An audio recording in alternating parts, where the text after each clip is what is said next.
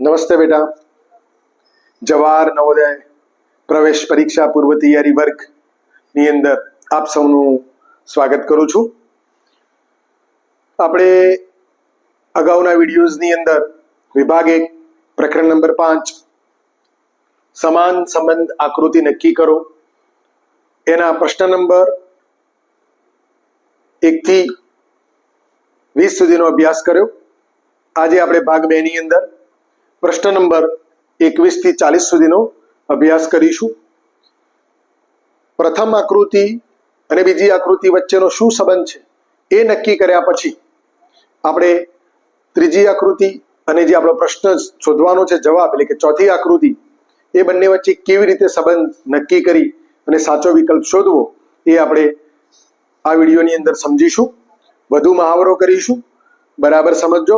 ક્યાંક કોઈ પ્રશ્નની અંદર તમને તરત ખ્યાલ ના આવે તો ફરીવાર વિડીયો જોજો, જેથી પ્રશ્નનો જવાબ કેવી રીતે મેળવવો એ તમને ખ્યાલ આવી જશે.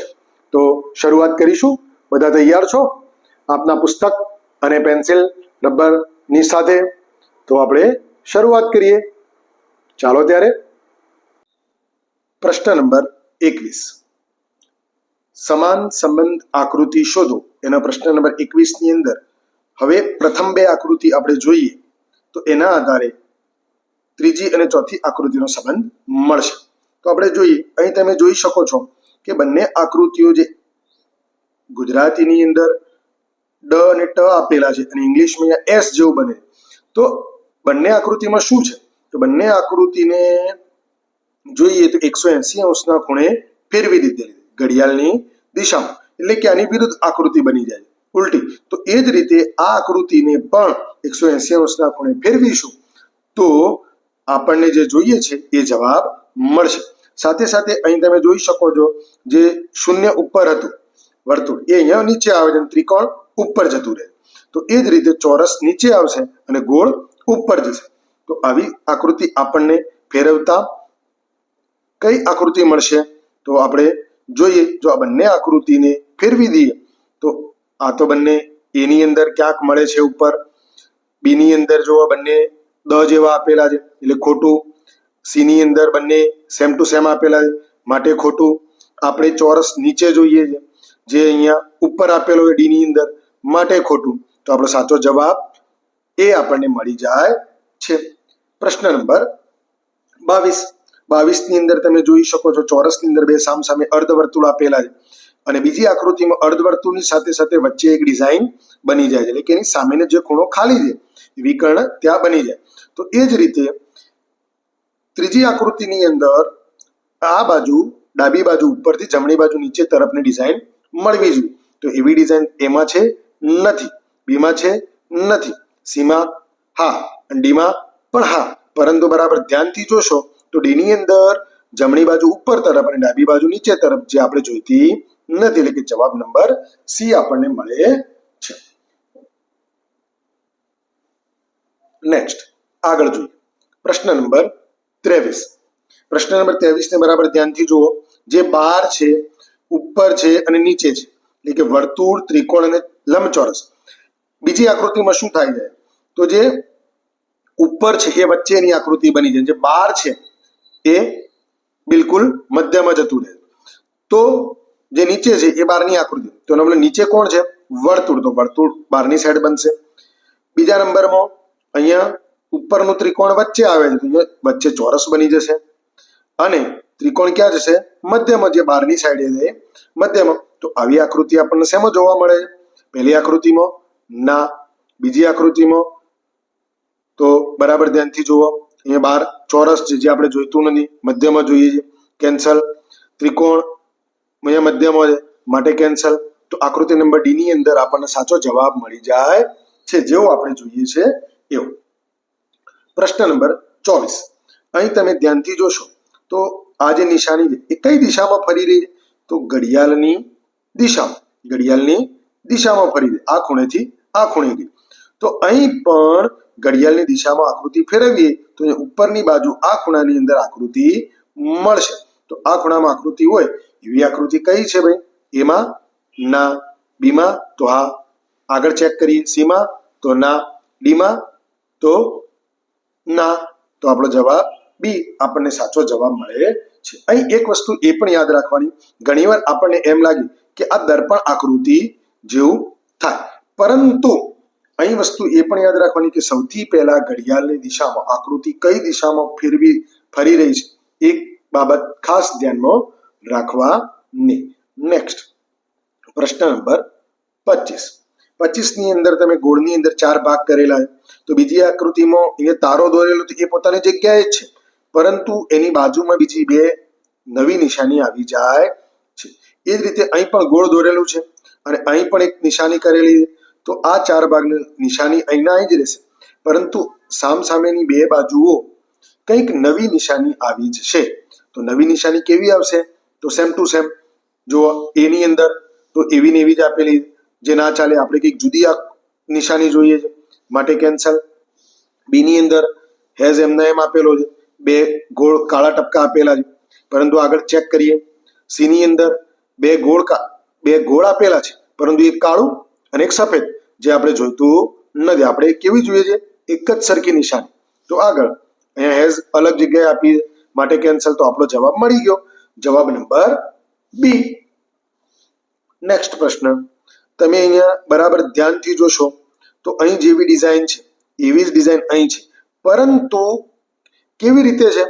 તો બરાબર ધ્યાનથી જોઈએ તો આ દર્પણ આકૃતિ જેવું દેખાય છે, દર્પણ આકૃતિ જેવું દેખાય. એનો મતલબ કે આને પણ જો ફેરવવામાં આવે તો 180 અંશના ખૂણે ફેરવી શકાય, પરંતુ અહીં આપણે બરાબર ધ્યાનથી જોઈએ, દર્પણ આકૃતિ સામસામે બે તીર, આ સામસામે તીર, તો આના જેવી દર્પણ આકૃતિ અહીંયા કઈ મળશે? પહેલી આકૃતિ છે નથી, બીજી આકૃતિ જોતા હવે તરત ખબર પડી જાય એવો પ્રશ્ન છે. સી ની અંદર જોઈએ તો આકૃતિ મળતી નથી માટે કેન્સલ. ડી ની અંદર આકૃતિ મળતી નથી, કેન્સલ. આપણને જવાબ મળી ગયો, જવાબ નંબર બી. એકદમ સરળ છે. પ્રશ્ન નંબર 27 બરાબર ધ્યાન આપીને જુઓ. ચોરસ, અહીંયા પણ ચોરસ, કાળો ભાગ એની જ જગ્યાએ છે બીજી આકૃતિમાં, પણ સામે જે વર્તુળની નિશાની હતી એ ડાબી બાજુથી ખસીને જમણી બાજુ આવે.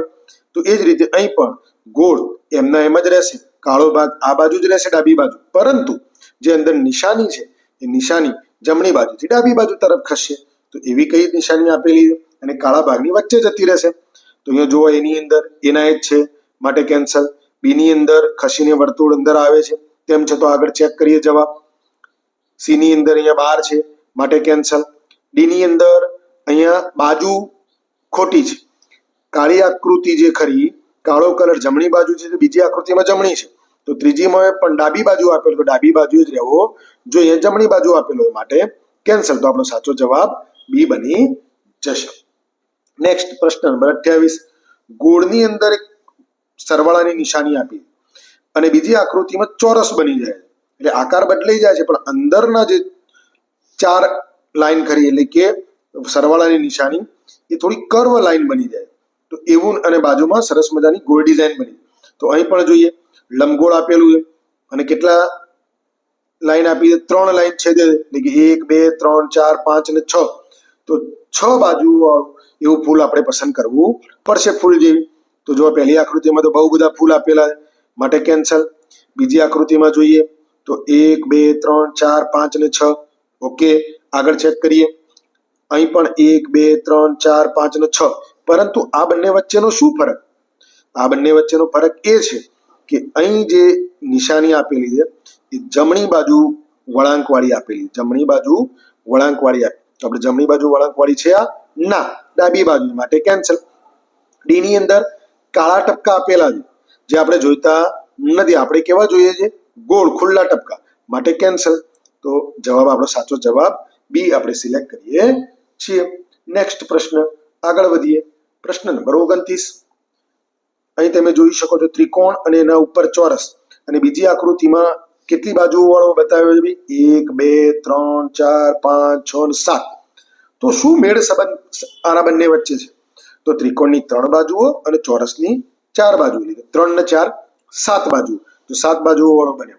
તો અહીં આગળ 2 ત્રિકોણ છે, 1 2 3 1 2 3, 3 ને 3 6 બાજુઓ વાળી આકૃતિ આપણને મળવી જોઈએ. વિકલ્પમાં જોઈએ, એની અંદર કેટલી બાજુ છે? 1 2 3 4 5 અને 6. ઓકે, બી ની અંદર જોઈએ તો 1 2 3 4 5 6 અને 7 માટે કેન્સલ, 7 બાજુ થઈ જાય. અહીં જુઓ 1 2 3 4 5 6 7 8 આ પણ કેન્સલ, આ ચોરસ છે માટે કેન્સલ. તો કોણ વધ્યું? જવાબ નંબર એ આપણો સાચો વિકલ્પ મળી જાય છે. પ્રશ્ન નંબર 30 અહીં જોઈએ તો એક ત્રિકોણ આપેલું છે અને અહીંયા ચોરસ છે. તો બંને વચ્ચે શું સંબંધ? તો બંને વચ્ચેનો એક બાજુ વધી, 3 બાજુની જગ્યાએ 4 બાજુ. તો અહીંયા 5 બાજુ આપી તો કઈ બાજુ થશે? 6 બાજુ. તો 6 બાજુ વાળું કોણ છે ભાઈ? અહીં છે પહેલામાં ના, બીજામાં 1 2 3 4 5 અને 6 6 બાજુઓ છે પરંતુ વચ્ચે એક લાઈન આપેલી જે આપણે જોઈતી નથી માટે કેન્સલ. આ પણ નથી, કેન્સલ. તો કોણ વધ્યું? વિકલ્પ નંબર ડી આપણો સાચો જવાબ બને છે. પ્રશ્ન નંબર 31 જોઈએ. બરાબર ધ્યાનથી જુઓ. અહીં એક સાથિયાની નિશાની આપેલી છે. સાથે સાથે શું ફેર છે બીજી આકૃતિ અને પહેલી આકૃતિમાં? તો બંને દર્પણ આકૃતિ બને છે. અહીં 180 અંશના ખૂણે ફેરવી દઈએ એવું નથી કરવા કે ઘડિયાળની વિરુદ્ધ દિશામાં ફેરવી દઈએ એવું પણ નથી કરવું, પણ બંને જોવાની દર્પણ આકૃતિ મળે છે. આવો જ પ્રશ્ન આપણે અગાઉ પણ આપણે વાત કરી ચૂક્યા 26માં કે ફેરવતા પહેલા એ જોવાનું કે દર્પણ આકૃતિ છે કે નથી. તો જોઈ લઈએ તો દર્પણ આકૃતિ જેવું મળી જાય તો આની દર્પણ આકૃતિ કઈ છે? તો આવી ડિઝાઇન અને આ ડિઝાઇન અહીંયા બંને આ રીતના ખૂણા મળવા જોઈએ. તો કઈ જગ્યાએ છે આવી લાઇનિંગ? પહેલામાં છે, બીજામાં છે, ત્રીજામાં નથી, કેન્સલ. ડીમાં નથી, કેન્સલ. તો હવે આ બંનેમાંથી શું ફરક છે? તો બંનેની ડિઝાઇનની અંદર જુઓ, અહીં જે ખૂણાવાળી એકદમ ખૂણાથી શરૂઆત થાય ડિઝાઇન જે અહીંયા થતી માટે બી પણ કેન્સલ. તો સાચો જવાબ એ આપણને મળી જાય છે. નેક્સ્ટ પ્રશ્ન નંબર 32. અહીંયા જુઓ લંબચોરસ આપેલું છે, સામે ગોળ આપેલું છે. બીજી આકૃતિમાં શું થાય? બંને અદલ બદલ થઈ જાય છે, બંનેની બાજુઓ બદલાઈ જાય છે. પરંતુ સાથે સાથે એ પણ જોવાની કે આની જે ઊભી લાઇનિંગ હતી એ ત્રાસી થઈ જાય. તો અહીં પણ જોઈએ તો અહીં લંબચોરસ થઈ જશે, અહીંયા ગોળ. પરંતુ લંબચોરસ આ બાજુ જશે પરંતુ એની લાઇનિંગ કેવી થઈ જશે? ઊભી છે એવી ત્રાસી બની જશે. તો એની અંદર મળે છે ભાઈ? ના. બી ની અંદર મળે છે? ના. સી ની અંદર મળે છે? ના. અને ડી ની અંદર જુઓ આ બાજુ પરફેક્ટ ત્રાસી લાઈન, ગોળ અહીંયા. તો આપણો સાચો જવાબ ડી મળી જાય છે. નેક્સ્ટ પ્રશ્ન જોઈએ.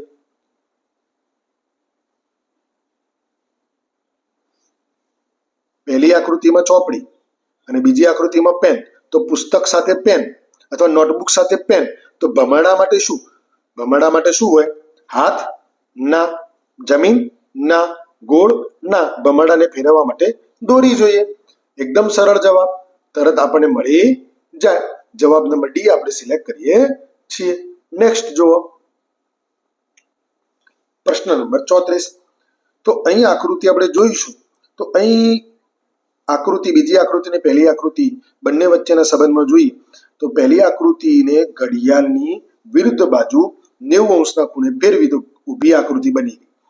પરંતુ જે લાઇનિંગ નીચે જવી જોઈએ એના જગ્યાએ ઉપર જતી રહી. તો એ જ રીતે આને પણ જો આપણે ઘડિયાળની વિરુદ્ધ દિશામાં ફેરવીએ તો જે ત્રિકોણ અહીં છે એ ત્રિકોણ ઉપર આવતો રહેશે અને ગોળ નીચે જતું રહેશે. પરંતુ લાઇનિંગ ક્યાં જતી રહેશે? ત્રિકોણની અંદર. તો જુઓ આવી કોઈ ડિઝાઇન મળે છે આપણને? તો હા એની અંદર. પરંતુ તેમ છતાં ચેક કરીએ બીમાં ના, ત્રિકોણ સીધું જે ગોળ અડેલું છે. આપણે ત્રિકોણની અન્ય ઉપરની ખૂણો અડેલો હોવો જોઈએ માટે કેન્સલ. અહીંયા આધાર અડેલો, અહીં જુઓ ગોળ ઉપર છે જે આપણે જોઈતું નથી, અહીંયા ગોળ બાજુમાં છે જે જોઈતું નથી. વિકલ્પનો જવાબ મળી ગયો, વિકલ્પ નંબર એ. પ્રશ્ન નંબર 35. અગાઉ પણ આપણે જોઈ ગયા 3 આકૃતિઓ આપેલી.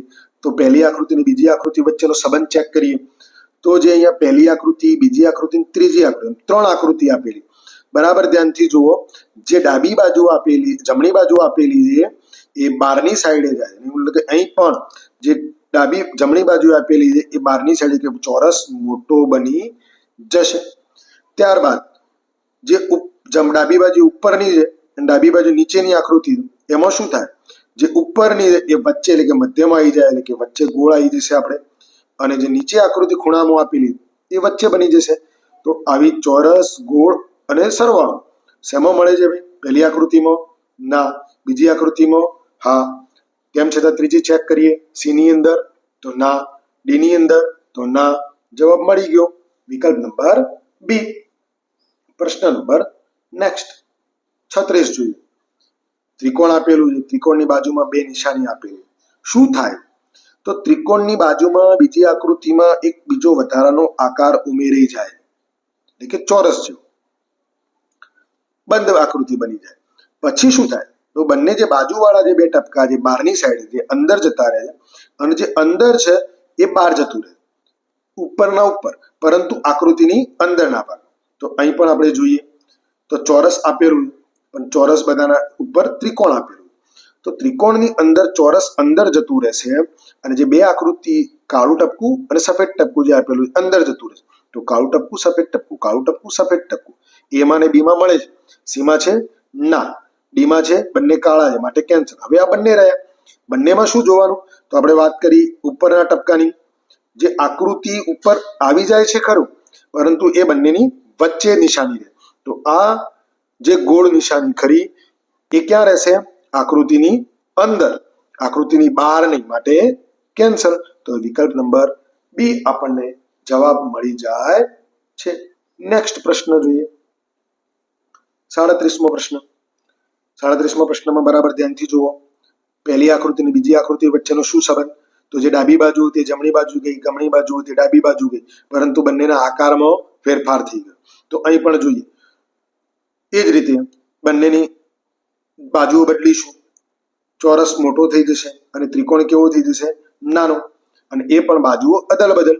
તો જો આવી આકૃતિ આપણને શેમાં મળે? એમાં મળે છે ના, કેન્સલ. બીમાં મળે છે ના, કેન્સલ.